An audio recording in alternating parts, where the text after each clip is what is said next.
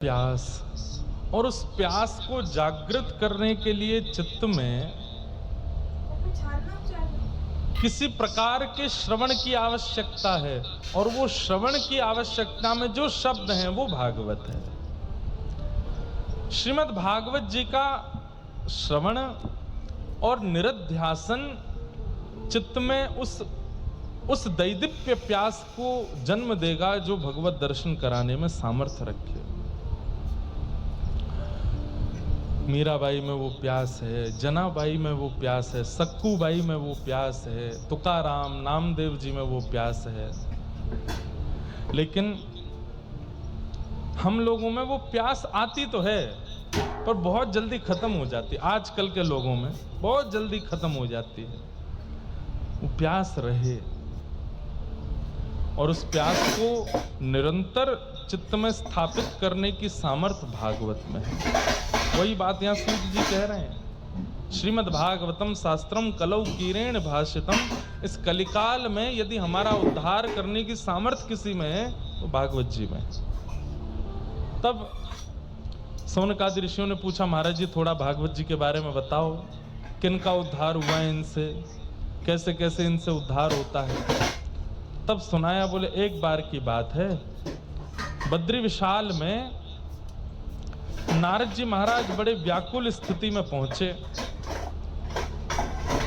नारद जी महाराज ने जाकर के वहां सनक सनंदन सनातन सनत कुमारों से कहा, अहम तुम पृथ्वीम यातो ज्ञात्वा सर्वोत्तमामिति पुष्करम च प्रयागम च काशीम गोदावरी तथा हरिक्षेत्रे कुरुक्षेत्रे श्रीरंगम सेतु वंदनम एवमादिषु तीर्थेषु ब्रह्ममाण इतस्ततः। मैं गया था पृथ्वी पर, नारद जी ने कहा, और ये सोच करके गया था कि पृथ्वी बहुत अच्छी है, लेकिन पृथ्वी पर जाकर के मैंने देखा सब उल्टा है। गोलमाल है भाई, सब गोलमाल है, पृथ्वी पर सब गोलमाल है। बोले क्या गोलमाल देखा आपने? तो यहां पर उसका वर्णन किया गया है। सत्यम नास्ति तपः शौचम दया दानम न विद्यते उदर भरिणु जीवा बरा कह कूट भाषण।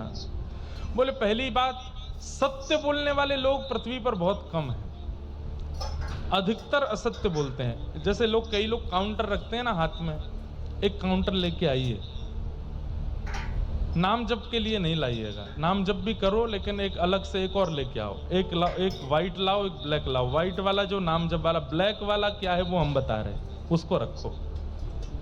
जब आप सुबह अपना पूजन पाठ करके जब सब निकलते हैं तो ब्लैक वाला लगा लो हाथ में। जब असत्य बोलो तब उसको दबाओ। किसी से मजाक में भी झूठ बोल रहे हो तो भी दबाओ। किसी के साथ छल कर रहे हो, कपट कर रहे हो तो दबाओ। कहीं अनीति कर रहे हो तो दबाओ। कहीं क्रोध कर रहे हो, बेवजह का क्रोध कर रहे हो तो दबाओ। लोभ कर रहे हो तो दबाओ। जो भी पाप की श्रेणी आपको पता है और वो जब जब आप कर रहे हो, ईमानदारी से दबाओ। किसी को दिखाना तो है नहीं, छुपा किस बात का, दबाओ। रात्रि में आकर के जब आप चेक करोगे तो आपका नाम जप की संख्या कम है, उसकी संख्या ज्यादा है। हम इतने दोष युक्त हैं, इतने दोष हमारे चित्त में भरे पड़े। एक चरित्र आता है भक्तमाल जी में, विट्ठल दास जी।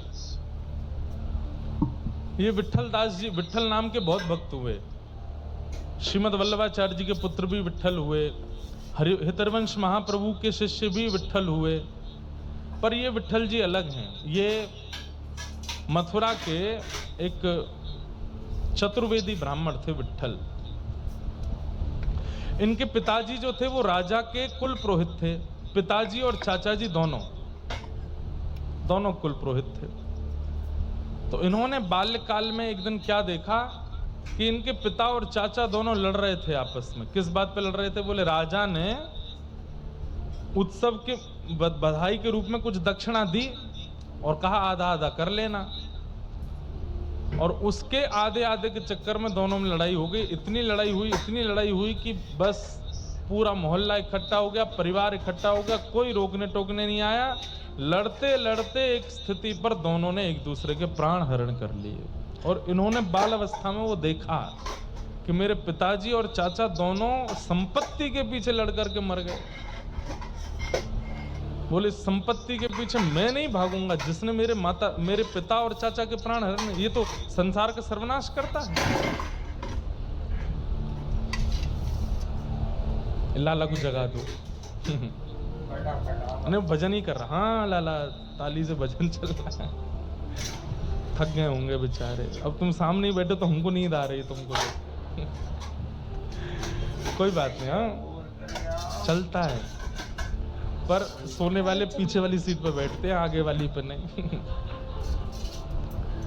वो बेचारे स्कूल के कॉलेज के बच्चे हैं, कहीं से पढ़ा के आए होंगे, थक गए होंगे। बोले दिन भर तो टीचर पढ़ाते हैं, शाम को ही महाराज जी पढ़ा रहे हैं।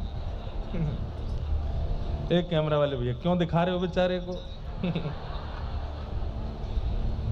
नहीं देखो, तुम नहीं देखे हो, संग में 4 दिखे, अब लोग ढूंढते रहेंगे चारों में से कौन सा सो रहा था। क्या बता रहा था मैं? विट्ठल जी। तो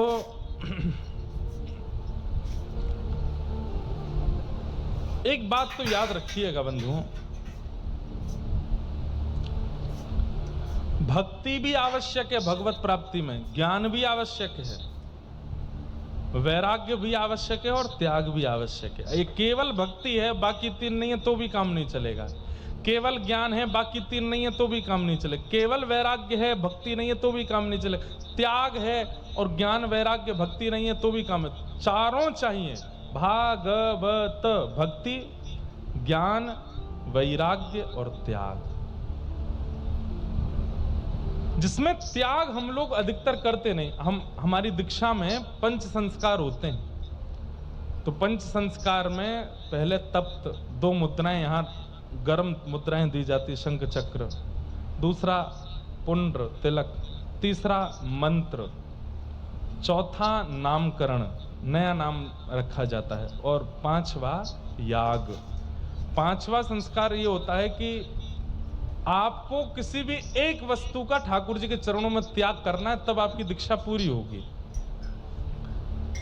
तो एक बालक अभी नासिक में मिला मुझे बोला महाराज जी साल भर हो जाएंगे जुलाई में मेरी दीक्षा को। मैंने कहा अच्छा, पर मैंने एक वस्तु का त्याग किया था जब दीक्षा हुई थी। मैंने कहा अच्छा, पर वो कभी कभी मेरे साथ हो जाती है, मैं क्या करूं? मैंने कहा नहीं होनी चाहिए। त्यागा क्या था ये बताओ? तो बोला चावल। मैंने कहा वाह बहुत बढ़िया। मैंने कहा कोई त्यागने की वस्तु है? अरे हमने कहा था वो त्यागो जिससे तुम्हारा व्यवहार बिगड़ रहा है, वो त्यागो जिससे तुम्हारे विचार बिगड़ रहे हैं, वो त्यागो जिससे तुम्हारा स्वरूप बिगड़ रहा है संसार में। मैंने कहा ऐसे तो कोई चाय त्याग देगा और कोई क्या कहते हैं, बोले मैंने किसमिस त्याग दी। चलो, अरे कौन सी बड़ी त्याग कर दी भाई, किसमिस छोड़ के कुछ बड़ा थोड़ी किया।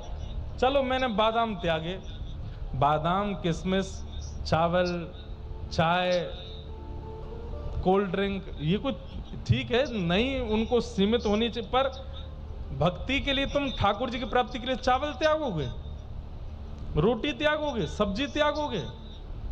अरे नहीं, इससे अच्छा दुर्व्यवहार का त्याग करो।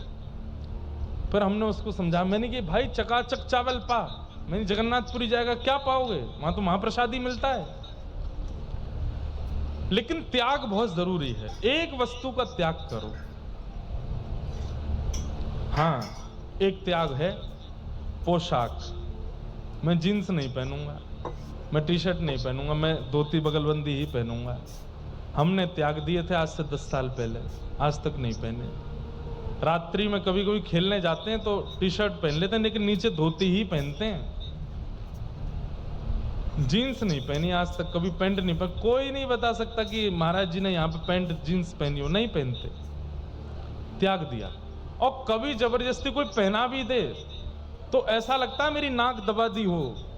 मतलब मुझे ऐसा लगने लगा है कि मैं रोम रोम से श्वास लेता हूँ, और जीन्स पहन लेते हैं तो ऐसा लगता है अब यहाँ से तो श्वास ही नहीं ले पा रहे हम। ऐसा लगता है नाक घुट गई हो। अब वो त्याग एक बहुत बड़ा त्याग है। क्यों? समाज, संसार और सब लोग आपको देख करके टोक सकते हैं, अरे भाई आजकल ऐसे ही रहते हो, बने रहते हो। पर ये भी इतना बड़ा त्याग नहीं है। त्याग दुर्व्यवहार का, दुर्विचार का, विठल दास जी ने त्याग कर दिया संपत्ति का। बोले जो संपत्ति मेरे परिवार को नष्ट कर रही है वो संपत्ति के पीछे मैं नहीं भागूंगा। और एक बात बताऊं, आप सब इनको जानते हो विठल दास जी को, क्यों? इन्होंने एक प्रसिद्ध कीर्तन की रचना की जिसको पूरा विश्व गाता है।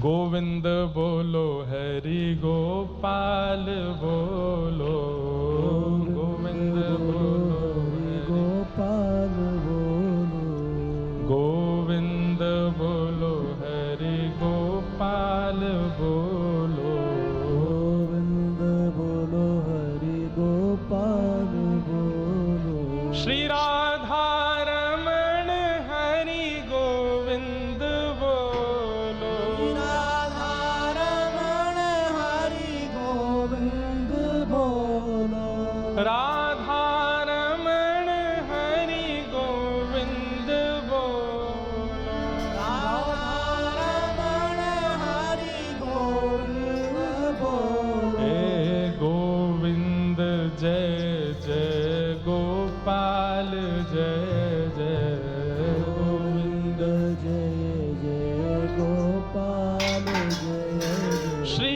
राधा रमण हरि गोविंद जय जय, राधा रमण हरि गोविंद जय। इस कीर्तन की रचना इन्होंने की जिनका चरित्र आप सुन रहे हो, श्री विठल जी। बाल अवस्था में घर की स्थिति देख के घर छोड़ दिया, एकांत में रहने लगे। इनके पिताजी के गुजर जाने के बाद तो राजा बोले कि भाई हमारे कुल पुरोहित पधार गए। बोले हाँ, तो उनके पुत्र को आना चाहिए कुल पुरोहित पदवी पर, वो क्यों नहीं आता? बहुत सैनिक भेजे लेकिन नहीं आए। अंत तो गत्वा उन्होंने कह दिया भाई मुझे वो संपत्ति नहीं चाहिए जिससे मेरे घर के ही लोग पधार गए थे। वो संपत्ति सुखदायी कैसे हो सकती है जिससे इतने बड़े विवाद हो जाते हैं? मेरे पास तो हरिनाम संपत्ति है, मैं उसी में ही राजी हूं। राजा ने फिर बहुत प्रार्थना की तो आपने कहा मैं कुल पुरोहित कर्म करने नहीं आऊंगा, दक्षिणा लेने नहीं आऊंगा, सत्संग सुनना हो तो मुझे बुला लो। तो राजा ने इनको बुलाया। कहते हैं कि मंत्री महामंत्री ये लोग बड़े दुष्ट थे। इन लोगों ने, राजा ने तो कह दिया वो आ रहे हैं सत्संग सुनाएंगे, व्यवस्था करना बढ़िया वाली। मंत्री लोगों ने छत पर व्यवस्था कर दी, क्योंकि वे लोग जानते थे कि वो कीर्तन खड़े होकर के करते हैं और जब कीर्तन करते हैं तो खूब तेज नाचते हैं, आंख बंद करके नृत्य करेंगे, छत से गिर जाएंगे। बहुत ख्याति हो रही है आजकल उनकी। जब गए विठल दास जी, छत पर कीर्तन हुआ और यही गोविंद जय जय गोपाल जय जय, श्री राधा रमण हरि गोविंद जय जय गाते गाते गाते गाते आप इतनी द्रुत गति से नृत्य किए। अच्छा, जब ये कीर्तन करते तो बाकी लोगों के भी नेत्र बंद हो जाते। नृत्य करते करते अचानक से कीर्तन की ध्वनि आनी बंद हुई। सबने आंख खोल के देखा तो थे ही नहीं, झांक के देखा तो छत से नीचे गिर गए। खून खून हो गया पूरा शरीर। वैद्य आए, हकीम आए, सबने आकर के देखा प्राण चले गए। राजा ने सबसे क्षमा मांगी, लेकिन सब लोग कहने लगे, बोले राजन आपने बुलाया था, ऐसी व्यवस्था क्यों की? छत पर गिर गए हमारे स्वामी, पधार गए। आपने कहा मुझसे गलती हो गई, अब इसका मैं क्या करूं? तो माँ, उनकी जो विठल जी की माँ थी, वो घर पे तो रहते नहीं थे, पर वो आई थी कीर्तन में। वो रोने लगी, मेरे तो पति भी चले गए, बेटा भी चला गया, अब क्या करूंगी, किसके सहारे रहूंगी? तो राजा ने कहा माँ, आपके शेष जीवन में जितना धन लगेगा सब राजकोष से आएगा, और अभी के लिए इतनी संपत्ति मैं आपको दे रहा हूं। मेरे राज परिवार में ये घटना हुई है, इसका पूरा दंड मैं अपने ऊपर लेता हूं, ये लीजिए धन। खूब सारा धन धान्य दे दिया। विठल जी का ब्याह भी हो गया था, उनकी पत्नी भी रोने लगी, मेरे भी पति चले गए, उनको भी धन दे दिया। लौट करके जब विठल जी का शव लेकर के आए, एक व्यक्ति वहां बैठा था जो विठल जी के संग कीर्तनों में जाता था। उसने कहा मुझे लगता नहीं है कि इनके प्राण गए हैं। तो सबने कहा अरे चले गए भाई प्राण, ये तो ऐसे ही बोल रहे हैं, तुम अर्थी लगाओ, वहां पे शमशान में व्यवस्था करो।